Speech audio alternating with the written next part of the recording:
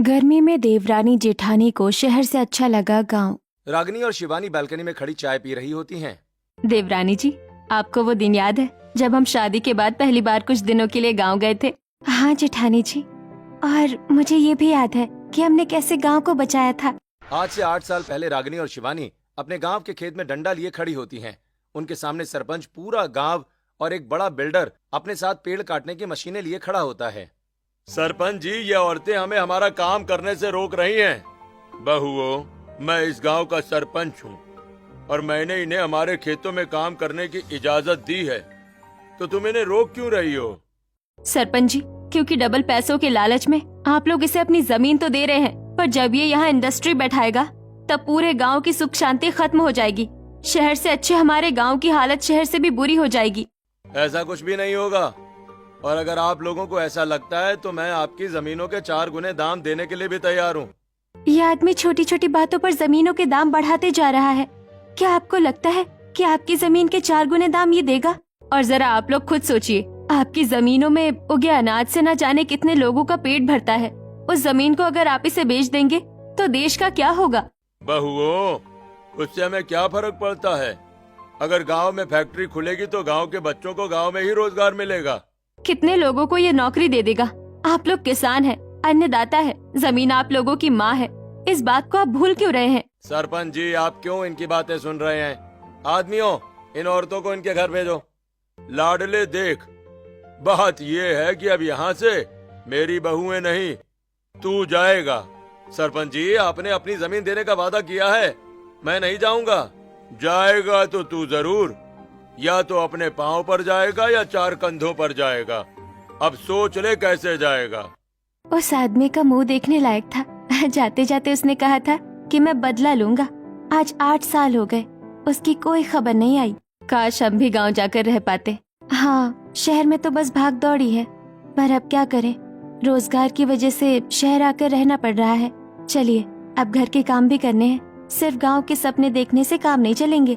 रागिनी और शिवानी घर के अंदर चली जाती हैं। इसी तरह कुछ दिन बीतते हैं और एक दिन रागिनी और शिवानी दोपहर की तेज धूप में स्कूल से छुट्टी हुए अपने बच्चों के साथ स्कूल के गेट पर खड़ी होती हैं।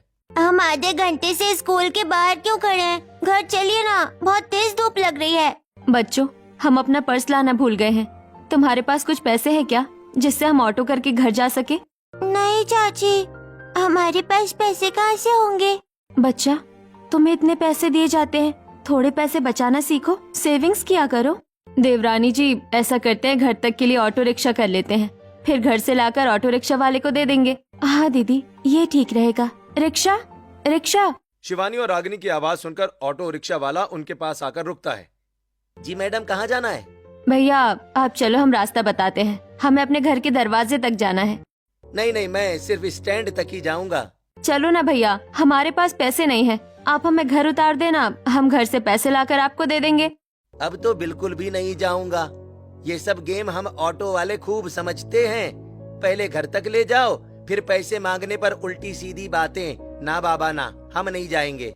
इतना कहकर ऑटो रिक्शा वाला आगे बढ़ जाता है। मम्मी, हम लोग ऐसे कब तक खड़े रहेंगे? मेरे पाँव दुख रहे हैं।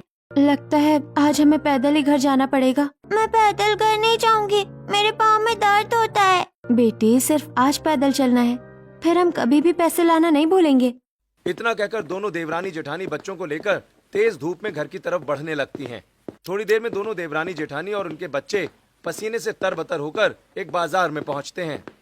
बहुत प्यास लग रही है, तुम लोगों के वाटर बॉटल में पानी होगा ना, देना जरा। दीदी, इनके वाटर बॉटल में तो पानी ही नहीं है। तुम लोग वाटर बॉटल में पानी नहीं रखते हो? हम तो घर आ रहे थे इसलिए वाटर बॉटल नहीं भरा।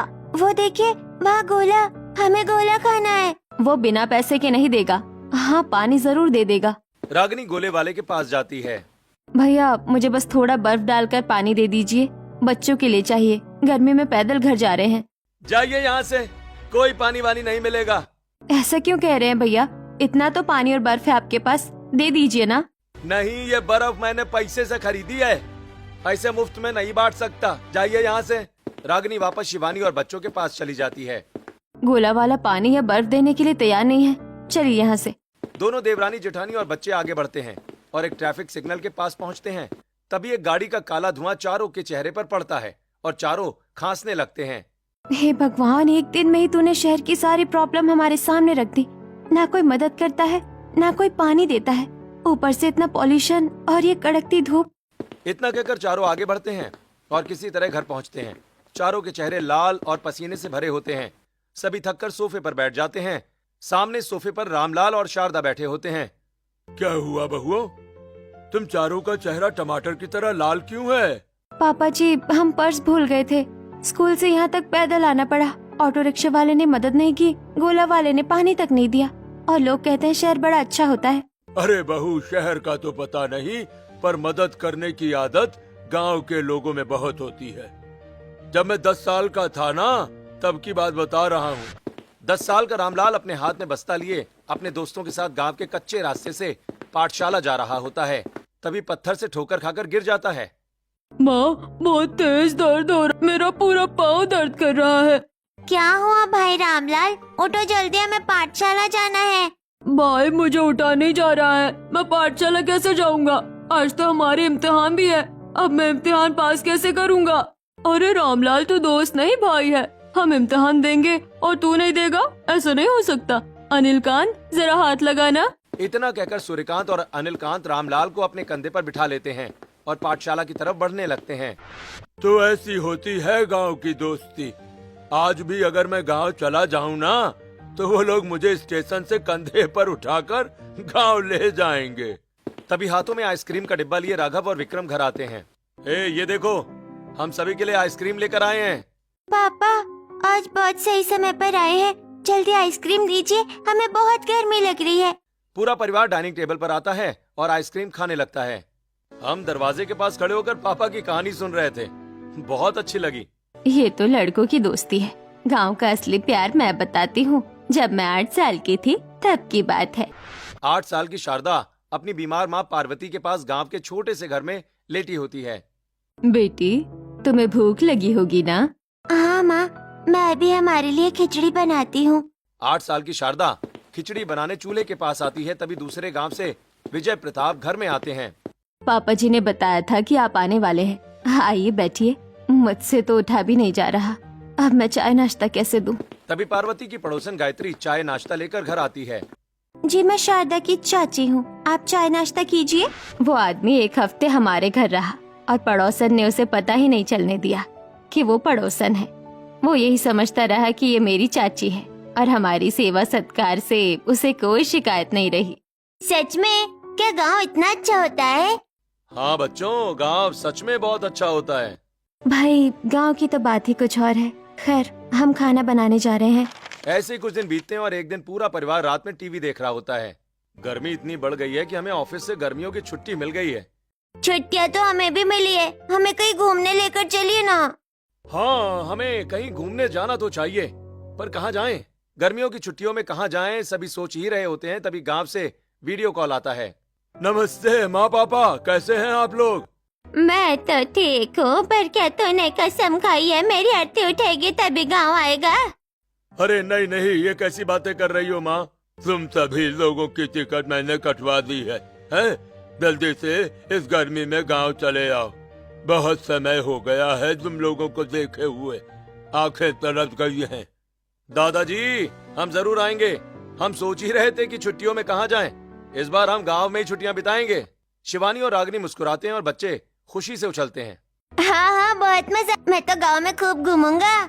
इसी तरह रात बीतती है। अगले दिन पूरा परिवार नए कपड़ों की शॉपिंग करने आता है और फिर अगले दिन पूरा परिवार ट्रेन में बैठकर सफर कर रहा होता है। ट्रेन में सफर करते समय झाल मुरी वाला आता है। झाल मुरी, झाल मुरी, झाल मुरी ले लो, झाल मुरी। शिवानी, तुम्हें झाल मुरी बहुत पसंद है ना? ले लो।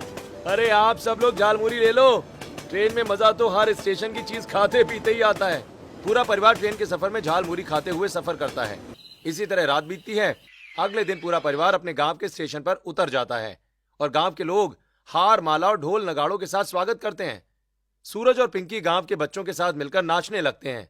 अरे मेरे शहर के बच्चे आ गए। कैसे हो मेरे बच्चों? भैया, आपको देखे हुए कितना समय हो गया था। हाँ यार, मैं भी आप लोगों को बहुत याद कर रहा था। भाभी, पहचाना हमें? हम आपकी नंद हैं। अरे तुम दोनों, जब हम यहाँ से गए थे तब तुम छोटी फ्रॉक पहना करती थी, अब सलवार सूट पहनने लगी। तो क्या हमेशा बच्ची ही रहेगी? अब देखना जल्दी ही इसकी शादी भी करवा दूंगी। ये छोटे छोटे बच्चे कौन हैं? ये क्यों आए हैं यहाँ पर? ये दूसरे गांव से गर्मियों की छुट्टियों में आए हैं। यहाँ ऐसा ही होता है क्योंकि तुम लोग गांव की बहुएं हो और ये गांव के बेटे, इसीलिए पूरा गांव स्वागत करने आया है। चलो अब जल्दी घर चलो। हरिया काका और रामू काका रामलाल को कंधे पर उठा लेते हैं और राघव विक्रम के दोस्त उन्हें कंधे पर उठा लेते हैं और बाकी गांव वाले सामान लेकर सभी लोग राम मोहन और प्रभावती की पुश्तैनी हवेली के दरवाजे पर पहुंचते हैं। हमें बहुत मजा आया, हमने तो रास्ते भर डांस किया। शहर में तो कोई सही से एड्रेस नहीं बताता और यहाँ बिना जान पहचान के लोग इतनी खुशियाँ मना रहे हैं। रुक जाओ बच्चों, तुम्हारी नजर उतार लेते हो। मीनाक्षी बहू जल्दी कद्दू लेकर आओ। मीनाक्षी कद्दू को प्रभावती के हाथ में रख देती है और राघव के हाथ में एक छुरी पकड़ाती है। राघव प्रभावती के साथ कद्दू काटता है। ये क्या किया आपने? सारे बला और नजर काट कर हमने दूर कर दिया। प्रीति, अब इसे घर के बाहर पेड़ के पास रख दे, कौवे खा जाएंगे।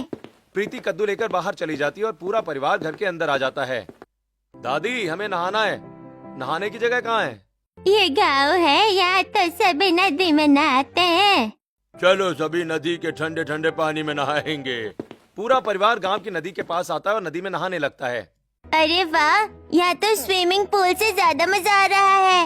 ये ले, मैंने तेरे पर पानी फेंका। हाँ तो मैं भी तेरे पर पानी फेंकूंगा। वाह भाई वाह, क्या ठंडा पानी है यार, मजा आ गया। शहर में तो नदियाँ ही नहीं होती है, नदियों में नहाने का मजा सिर्फ गाँव में ही मिल सकता है। भाभी, आज तो आप लोग नहाकर घर जाकर आराम कीजिए, कल आपके दोनों नंद आपको गांव घुमाने के लिए लेकर जाएंगे। दोनों देवरानी जेठानियां गांव की नदी में नहाकर अपने ससुराल वापस लौट आती हैं। इसी तरह दोपहर होती है और पूरा परिवार जमीन पर पलथी मारकर बैठता है और मीनाक्षी मिट्टी के बर्तन में सभी को खाना परोसती है। ये तो मिट्टी का बर्तन है, इसमें खाना खाऊंगी तो मेरे पेट में मिट्टी चली जाएगी। अरे पगली, ऐसा कुछ नहीं होता। मिट्टी के बर्तन में खाना खाओगी तो तुम्हें ताकत मिलेगी। ये मिट्टी का बर्तन, चूल्हे की खुशबू, जमीन पर बैठकर खाना, इतने सालों में हमने इन सब चीजों को बहुत मिस किया है और आज इतने सालों बाद गांव आकर हम दोबारा से ये एक्सपीरियंस कर रहे हैं। भाई मुझे तो बड़ी भूख लगी है, तुम लोग बात करो, मैं तो खाने चला।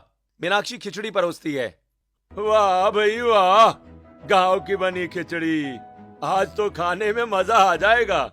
पूरा परिवार मिट्टी के बर्तन में जमीन पर बैठकर खिचड़ी खाने लगता है। इसी तरह दिन बीतता है और रात होती है। पूरा परिवार छत पर चांदनी रात में बिस्तर लगाकर सोता है। माँ, आसमान में इतने सारे तारे होते हैं क्या? हाँ सूरज, आसमान में बहुत सारे तारे होते हैं, पर शहर में पॉल्यूशन की वजह से ये तारे नहीं दिखते। पर तुम तो मुझे मम्मी कहते हो, आज माँ क्यों कहा? हमें दादाजी ने माँ शब्द का मतलब बताया, आज से हम आपको माँ ही कहेंगे। मम्मी मम्मा सब ठीक है, पर माँ शब्द में असली रिश्ता समझ में आता है। बुजुर्गों की कहानियां सुनते हुए पूरा परिवार चांदनी रात में सो जाता है। अगले दिन रागिनी और शिवानी अपनी नंदों के साथ आम के बागीचे में आती हैं। यहाँ कितने सारे कच्चे पक्के आम हैं। हमें आम के बगीचे के कच्चे पक्के आम बहुत पसंद है। भाभी, ये कच्चे पक्के आम तो हम रोज खाते हैं और आज हमने अपनी सहेलियों को भी बुलाया है। ये नीलम है और ये नेहा है। भाभी, आज हम आपको गांव के रसीले आम और मिर्च मसाले लगे हुए खट्टे आम खिलाएंगे। इतना कहकर नीलम पेड़ से कच्चे पक्के आम तोड़ती है और पेड़ के नीचे बैठकर कच्चे आमों में मिर्च मसाले मिलाने लगती है। ये किसके आम के पेड़ है यहाँ? ये कांति काकी के आम के पेड़ है। दूसरों के आम के पेड़ से आम तोड़ेंगे तो वो हमें डांटेंगे। तभी मटके में आम पन्ना लिए कांति आती है। क्यों बच्चों, क्यों डांटूंगी? मैं तो अपने शहर से आई बहू और उनके बच्चों के लिए घड़े का ठंडा आम पन्ना बना कर लाई हूँ। आम पन्ना? आम पन्ना तो मुझे बहुत पसंद है, जल्दी दीजिए। कांति सभी को ठंडा आम पन्ना देती है। वाह, इससे बढ़िया चीज तो आज तक मैंने कभी नहीं पी। दिल खुश हो गया। ये तो कोल्ड ड्रिंक से भी ज्यादा टेस्टी है।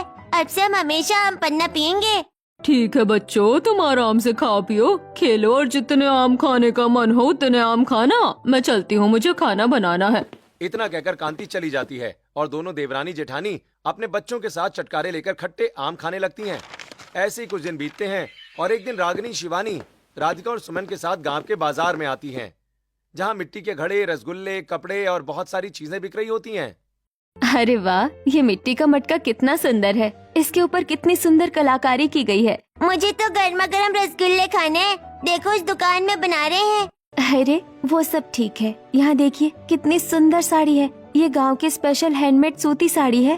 बेटी अगर मटका इतना पसंद आया तो ले जाओ ना, अपने घर में इस्तेमाल करना। लेना तो है, पर हमारी भूलने की आदत कहाँ जाती है। हम अपना पर्स लेकर आना भूल गए, पैसे नहीं है, इसीलिए बच्चों को रसगुल्ला भी नहीं खिला रहे। अरे ये क्या बात हुई बहुओं? हाँ, पैसे नहीं है तो मटका लेकर नहीं जाओगी? हाँ, लो ये मटका, और जब बाजार आना तब पैसे दे देना। जाओ। ओ बहुओं, जरा अपने बच्चों के साथ यहाँ भी आना। दोनों देवरानी जेठानी अपने बच्चों के साथ हरिया की मिठाई की दुकान में आती हैं और हरिया सभी को गर्मा गर्म रसगुल्ले खिलाता है। हरिया काका, हमारे पास पैसे नहीं है आपके रसगुल्ले के। जब मैं 27 साल का था ना, तब मैं मेरे बेटे के पैदा होने की खुशी में तब से तुम लोगों को रसगुल्ले खिला रहा हूँ। खाओ। चाचा, कब आप 27 साल के थे और आज हमें रसगुल्ले खिला रहे हैं? तुम दोनों देवरानी जेठानी भी तो फालतू बातें कर रही हो। क्या मैंने तुमसे पैसे मांगे? हाँ, अरे गांव की बहुएं रसगुल्ले खाएंगी तो क्या उनसे पैसे लूंगा? माँ, आपने हमें हमेशा फ्रिज के ठंडे रसगुल्ले खिलाए हैं, पर कभी गर्मा गर्म रसगुल्ला नहीं खिलाया। गर्मा गर्म रसगुल्ला ज्यादा टेस्टी होता है। बच्चों, मुझे भी आज पता चला है कि गर्मा गर्म रसगुल्ले इतने टेस्टी होते हैं। आज से हम गर्मा गर्म रसगुल्ले ही खाएंगे। रसगुल्ले खाकर दोनों देवरानी जेठानी अपने बच्चों के साथ दुकान से बाहर निकलती हैं। तभी शांति 2 सूती साड़ी, चूड़ी और आलता लेकर उनके पास आती है। जी, आप कौन? तुम दोनों जिस दुकान में साड़ियाँ देख रही थी ना, वो मेरी बहू की है। ये लो तुम्हारी साड़ियाँ। हमें तो कभी नहीं बुलाते फ्री में रसगुल्ले खिलाने और कपड़े देने, और यहाँ शहर की बहुएं आई हैं तो प्यार लुटाया जा रहा है। चुप कर पगली, तू तो बचपन से ही यहाँ फ्री की चीजें खाती आई है। हमारी शहर की बहुएं कुछ दिनों के लिए आई है तो हम उन्हें तोहफे ना दे क्या? नहीं नहीं, थैंक यू, हम ये साड़ी जरूर पहनेंगे। मिट्टी का सुंदर मटका और साड़ियाँ लेकर दोनों बहुएं बच्चों के साथ घर वापस लौट आती हैं, जहाँ राघव और विक्रम पूरे परिवार के साथ गांव की वेशभूषा में बैठे होते हैं। बहुओं, तुम दोनों देवरानी जेठानियों को हमारा गाँव कैसा लगा? हमारे शहर से भी ज्यादा अच्छा तो गांव ही लग रहा है। ये देखिए, हम बाजार से क्या लेकर आए हैं और ये सब हमें बिना पैसे की मिला है। मम्मी, चाची के पास पैसे नहीं थे, फिर भी हमने रसगुल्ले खाए और मम्मी चाची को साड़ियाँ भी मिली। हाँ, उन्होंने हमें ये सब सामान दिया और कहा कि जब पैसे हो तब दे देना। बहुओं, अपनी नादानी में उन्हें पैसे देने मत चली जाना, वरना 2 और नए सामान पकड़ा देंगे और कहेंगे इनके पैसे बाद में दे देना। ये सब उन्होंने तुम्हें गिफ्ट दिया है। ये कैसा तरीका हुआ कि पैसे देने का काम लेकर जाओ और बाद में दे दे? उन्होंने ऐसा क्यों कहा? अरे बेटा, ये गांव है, यहाँ कोई एहसान नहीं दिखाता, इसलिए गिफ्ट इसी तरह देते हैं। शहर में तो अगर पड़ोसन 4 मिर्च भी दे दे तो जिंदगी भर याद दिलाती है, और यहाँ गिफ्ट देने के बाद भी कोई एहसास तक नहीं होने देता। दोनों देवरानी जेठानी अपने परिवार के साथ बैठकर गांव की बातें करने लगती हैं और ऐसे ही कुछ दिन बीत जाते हैं। एक दिन दोनों देवरानी जेठानी अपनी ननदों के साथ सावन के झूले पर झूल रही होती हैं। इस टायर के बने झूले पर झूलने में कितना मजा आ रहा है। ये तो मेरा फेवरेट झूला बन गया है। हम तो यहाँ मजे कर रहे हैं और देखो, वहाँ हमारे बच्चे गांव के बच्चों के साथ खेल रहे हैं। सूरज गांव के बच्चों के साथ गिल्ली डंडा खेल रहा होता है, वहीं पिंकी गांव की लड़कियों के साथ लंगड़ी खेल रही होती है। विश्वास ही नहीं होता कि ये वही बच्चे हैं जो दिन भर शहर में वीडियो गेम खेलते थे और आज गांव के बच्चों के साथ गिल्ली डंडा और लंगड़ी खेल रहे हैं। भाभी, आइए हम लोग भी लंगड़ी खेलते हैं, बड़ा मजा आएगा। हाँ हाँ, मुझे भी लंगड़ी खेलना है, बचपन में खेलती थी। इतना कहकर दोनों देवरानी जेठानी जमीन पर निशान बनाकर लंगड़ी खेलने लगती हैं। तभी रामलाल और शारदा वहाँ आते हैं। क्या कर रही हो बहुओं? मम्मी जी, पापा जी। बहुओं, घबरा क्यों रही हो? अरे हम भी बचपन में लंगड़ी खेला करते थे, बड़ा मजा आता है, खेलो खेलो। बहुओं, मैं तो लंगड़ी खेलने में एक्सपर्ट थी। अगर लंगड़ी ओलंपिक्स में होता तो मुझे मेडल मिलता। बहुओं, शादी के बाद मैं तुम्हारी सास के साथ लंगड़ी खेला करता था। हाँ, ये हमेशा मुझसे हार जाती थी और कहती थी मुझे मेडल मिलेगा। अच्छा, जरा आना तो एक बार, अभी भी मैं तुम्हें लंगड़ी में हरा सकती हूँ। इतना कहकर शारदा लंगड़ी खेलने लगती है। देखा, खेल सकते हो तो मेरी तरह लंगड़ी। लंगड़ी खेलते हुए शारदा गिरने लगती है। तभी रामलाल रोमांटिक अंदाज में शारदा को पकड़ लेता है। रागनी और शिवानी अपनी ननदों के साथ हंसते हुए वहाँ से चली जाती हैं। इसी तरह कुछ दिन बीत जाते हैं और दोनों देवरानी जेठानियाँ अपने परिवार के साथ पूरे गांव में घूमती हैं और चूल्हे पर खाना भी बनाती हैं। एक दिन पूरा परिवार सरसों के खेत में आता है और राघव और विक्रम अपनी पत्नियों की तस्वीरें खींच रहे होते हैं। अरे शिवानी, और कितनी तस्वीरें खिंचवाओगी तुम? हाँ रागिनी, इतनी सारी तस्वीरें हो गई भाई, अब बस भी करो। नहीं, और तस्वीरें खींचो और एक फैमिली फोटो भी खींचो। राघव फैमिली फोटो के लिए ट्राइपॉड पर कैमरा लगा रहा होता है। तभी अचानक टिड्डों का झुंड आता है और बगल के खेत की फसल खाने लगता है और कुछ ही देर में खेत की लहलहाती फसल चट कर जाता है। ये टिड्डे कहाँ से आ गए अचानक? पहले तो गांव में एक भी नहीं दिखते थे। हमारे गांव में टिड्डे नहीं आते थे, पता नहीं कहां से आ गए और न जाने किस किसान की मेहनत खा गए ये।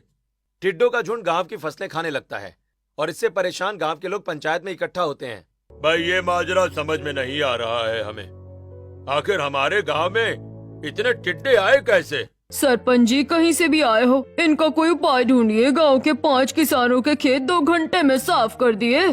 पहले ऐसी कोई मुसीबत आई ही नहीं, इसलिए समझ नहीं आ रहा कि क्या करूं। मैं तो अपनी बेटी की शादी के लिए पैसे जोड़ रहा था, अब तो लगता है कि सारे पैसे लोन भरने में चले जाएंगे।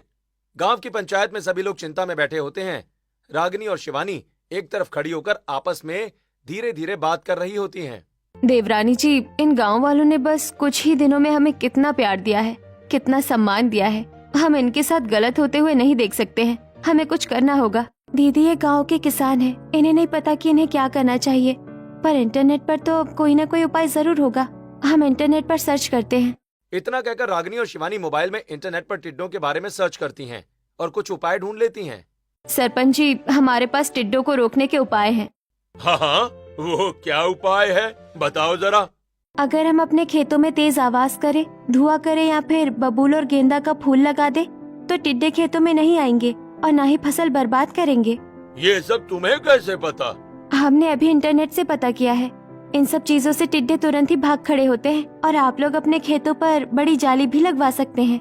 दोनों देवरानी जेठानी जनरेटर में ठंडी और 2 थाली लगाकर आवाज करती रहने वाली एक मशीन बनाती हैं और गांव के किसानों के खेतों में लगा देती हैं।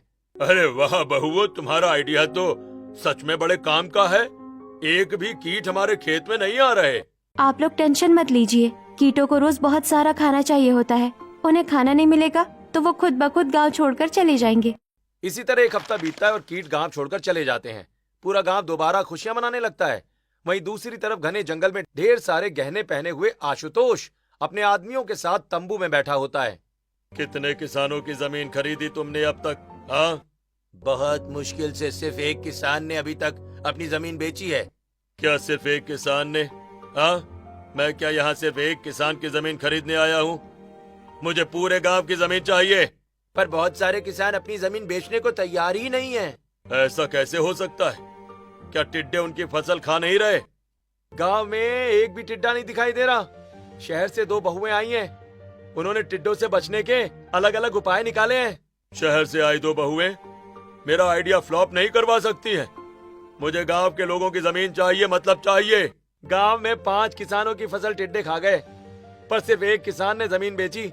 बाकी किसान कह रहे हैं कि अनाज ही है, हम दोबारा उगा लेंगे, इसमें जमीन बेचने की क्या बात है। अच्छा, तो फसल खराब करने से बात नहीं बनेगी?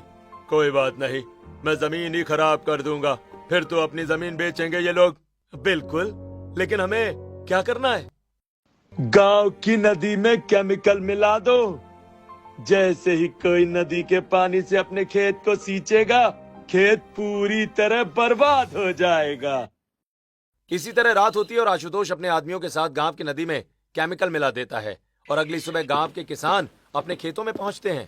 आज तो मैं अपना पूरा खेत सींच दूंगा, रोज रोज बाजार छोड़कर खेत नहीं आ सकता। इतना कहकर रामू मोटर चालू करता है और पूरे खेत की सिंचाई करता है और अपने घर चला जाता है। इसी तरह दोपहर होती है। पूरा गांव रामू के खेत के बाहर इकट्ठा होता है, जहां रामू का खेत सूखा बंजर हो जाता है और कई कीड़े मकोड़े मरे हुए जमीन पर पड़े होते हैं। अरे मैं तो लुट गया, बर्बाद हो गया मैं तो, मेरी जमीन खराब हो गई। अब मैं क्या करूंगा, कहाँ जाऊंगा? अरे लेकिन आखिरकार ये हो क्या रहा है? गांव के किसानों की जमीन अचानक खराब कैसे हो रही है भाई? क्या मतलब सरपंच जी, और भी किसानों की जमीन खराब हुई है? हाँ बहू, कल जिसने अपने खेत की सिंचाई की है, 5 घंटे के अंदर अंदर उनके खेत की मिट्टी से बदबू आने लगी। तभी कीड़े मकोड़े मर गए और पूरा खेत का सत्यानाश हो गया। इसका क्या मतलब हो सकता है दीदी? ऐसा क्या हो सकता है? इसका पता तो नहर के पास जाकर ही चलेगा। शिवानी और रागिनी नहर के पास आती हैं, जहाँ एक कोने में कई मरी हुई मछलियाँ पड़ी होती हैं। देवरानी जी, इस पानी में कुछ गड़बड़ है, तभी सारी मछलियाँ मर गई हैं। जेठानी जी, जल्दी चलिए, सरपंच जी को ये बात बताते हैं ताकि गांव वाले इस पानी से अपने खेत सींचना बंद कर दे। इतना कहकर दोनों बहुएं वापस रामू के खेत में आती हैं, जहाँ रामू पीटर और शिवम से बात कर रहा होता है। देखिए, हमें पता है कि आपकी जमीन खराब हो गई है और हमारे बॉस किसी भी गरीब को मरता हुआ नहीं देख सकते, इसीलिए वो आपकी जमीन खरीदना चाहते हैं। भला हो आपके बॉस का, मैं आप लोगों को अपनी जमीन बेचने को तैयार हूँ। देवरानी जी, ये वही आदमी है ना जिसने कल ही उस किसान के खेत को खरीदा था? हाँ देवरानी जी, पर जमीन खराब होने के आधे घंटे के अंदर इन लोगों को खबर कैसे पड़ जाती है और ये लोग तुरंत पैसे लेकर कागजों के साथ किसान के पास कैसे पहुंच जाते हैं? दीदी, जरूर कुछ गड़बड़ है, इसका पीछा करते हैं, तभी सच्चाई पता चलेगी। इतना कहकर रागिनी और शिवानी चुपके से शिवम और पीटर का पीछा करने लगती हैं और घने जंगल में उनके तंबू के पास पहुंचकर छिपकर उनकी बातें सुनने लगती हैं। बॉस, आज हमने 5 किसानों की जमीन खरीद ली है। ये आइडिया किसानों की जमीन खराब करने का बहुत ही अच्छा है। इसी तरह मैं सभी किसानों की जमीन खरीद लूंगा और इस गांव की जमीन में पाया जाने वाला क्रूड ऑयल ब्लैक मार्केट में बेचकर इंडिया का सबसे अमीर आदमी बन जाऊंगा मैं। देवरानी जी, हमें ये बात तुरंत सरपंच जी को बतानी पड़ेगी, वरना ये आदमी पूरे गांव का हुलिया बदल कर रख देगा। इतना कहकर रागिनी और शिवानी गांव की तरफ बढ़ने लगती हैं। तभी उनकी पायल की आवाज आशुतोष सुन लेता है। नालायकों, तुम्हारा पीछा करते हुए कोई यहाँ आ गया है, जल्दी बाहर देखो कौन है, उसे पकड़ो और खत्म कर दो। शिवम और पीटर बाहर आते हैं और दोनों देवरानी जेठानी को दौड़ाने लगते हैं। वहीं रागिनी और शिवानी जान बचाने के लिए भागने लगती हैं। देवरानी जी, जल्दी भागिए, अगर इन्होंने हमें पकड़ लिया तो गांव बच नहीं पाएगा। ए, रुक जाओ और खबरदार, जो किसी से कुछ भी कहा हम तुम्हें जान से मार देंगे। इन्हें तो अभी सबक सिखाती हूँ मैं। रागिनी दौड़ते हुए जमीन से एक पत्थर उठाती है और मधुमक्खियों के छत्ते पर मारकर भाग जाती है और मधुमक्खियाँ पीटर और शिवम पर हमला कर देती हैं। अरे शिवम, जल्दी से भाग यहाँ से, वरना ये मधुमक्खियाँ में काट लेंगी। अरे ये दोनों तो बड़ी चालाक निकली रे, कितनी चालाकी से बच गई। मधुमक्खियाँ शिवम और पीटर को काटते हुए उन्हें तंबू तक भगा देती हैं और तंबू में घुसकर तीनों का बुरा हाल कर देती हैं। वहीं दूसरी तरफ रागिनी और शिवानी अपने पूरे परिवार और गांव वालों के साथ आशुतोष के तंबू के पास पहुंचती हैं। सरपंच जी, यही वो आदमी है जिसने गांव में टिड्डे छोड़े थे और अब इसने गांव के पानी में भी कुछ मिला दिया, जिसकी वजह से गांव के किसानों की जमीन खराब हुई है। और ये सब हमारी गांव की जमीन में पाए जाने वाले क्रूड ऑयल की वजह से कर रहा था। इस पर सरकार का अधिकार होता है। इन्हें तो सबक कानून सिखाएगा और हमारी जमीन में पाया जाने वाला महंगा तेल सरकार को ही मिलेगा। सरपंच आशुतोष और उसके आदमियों को पुलिस के हवाले कर देता है और गांव सरकार को क्रूड ऑयल देने लगता है, जिससे गांव की काफी उन्नति होती है। गांव की उन्नति की खुशी में आज पूरा गांव चांदनी रात में आंगन में बैठा होता है। बहुओं, आज पूरा गांव लिट्टी चोखा और मट्ठे की पार्टी करेगा, वो भी गांव के स्टाइल में, और हम अपने पुराने अंदाज में गांव की महफिल भी बैठाएंगे, बड़े पर्दे पर सिनेमा लगाकर। गांव की बहुएं लकड़ी जलाकर लिट्टी चोखा बनाती हैं। वहीं शारदा और मीनाक्षी सभी के लिए दही का मट्ठा बनाती हैं और बड़े पर्दे पर सिनेमा लगाया जाता है। भाई, शहर से अच्छा गांव ही है। ये माहौल, ये महफिल किसी पार्टी या फंक्शन में नहीं बन सकता जो आज की शाम गांव में बनी है। ये लिट्टी चोखा, मट्ठा और ये पुराने अंदाज में पिक्चर देखना हमें वो दिन याद दिलाते हैं जब हम जिंदगी काटते नहीं थे, जिंदगी जीते थे। गांव में आज भी कोई जिंदगी काटता नहीं है, जिंदगी जीता है। यही गांव की खासियत है। इसी तरह दिन बीतते हैं और गर्मियों की छुट्टियां खत्म हो जाती हैं। आज दोनों देवरानी जेठानी अपने पूरे परिवार और गांव वालों के साथ रेलवे स्टेशन पर खड़ी होती हैं। सभी की आंखों में आंसू होते हैं। बहुओं, फिर कब आओगे हमारे गांव? अब तो हम हर गर्मियों की छुट्टी में गांव आएंगे। गांव से हमें जैसा प्यार मिला है उतना प्यार हमें कहीं नहीं मिल सकता। बहुओं, मुझे वो दिन याद है जब तुमने उस दिन बिल्डर से हमारे गांव को बचाया था और आज एक बार फिर तुमने हमारे गांव को बचाया है। हम सब तुम्हारे आभारी हैं और तुम्हारे दोबारा आने का इंतजार करेंगे। दोबारा जरूर आना बहू। गांव वाले दोनों देवरानी जेठानी को विदा करते हैं और दोनों अपने परिवार के साथ शहर लौट जाती हैं और एक लंबा इंतजार फिर से शुरू हो जाता है।